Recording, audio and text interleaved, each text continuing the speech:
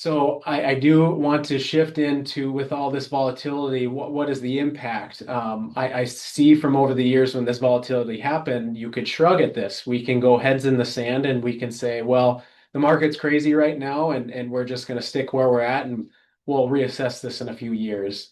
I just do want to highlight what the potential risks are for underfunding. I do have a picture of Surfside here and the terrible tragedy that we saw in Florida in a few years.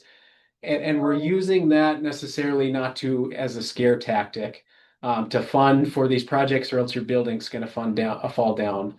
But we do want to highlight what could potentially happen if we continue to kick the can on being fully funded and taking on these major projects. So the biggest one would be deferred maintenance or repairs. If we're always trying to band-aid these problems or these issues, generally the costs are going to increase as we push these projects further out. And that's going to always be pressure on the board, on management to maintain these areas. And also it gets more and more difficult to be competitive on those more aesthetic type projects if we're always trying to play catch up on the facade, the parking areas, it's going to be difficult to spend money on the pool, amenity, gym, interior areas if we're always trying to play catch up on those main infrastructure items. As I mentioned before, scope and cost increases. Generally, pushing the project out means for a higher scope and a higher replacement cost. Not always. If we're in a few years ago, it was definitely a time to repair and maintain wood decking and not replace it when we saw that volatility. But generally, for most of these projects, if we continue to push them out, the cost is going to increase over time and not decrease. And then coordination issues, project delays. We want to, again, try to not band-aid projects and do them in partial. We want to try to take on bigger scopes of projects if we can. Sometimes that's not feasible.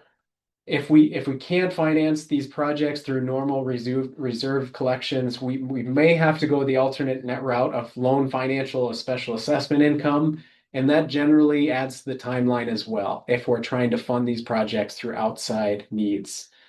I put that line in there, capital project logjam. I see this often is projects or properties go through these stages at 10, 15, 20, 30 years. At 20 years, we're doing the roofing project, maybe a paving project. At 30 years, we're going to do major mechanical equipment or elevator.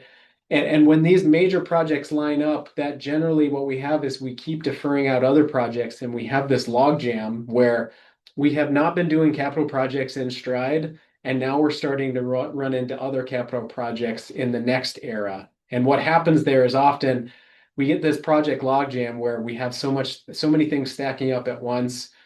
We have to go the alternate route of funding to be able to tackle those if we continue to defer.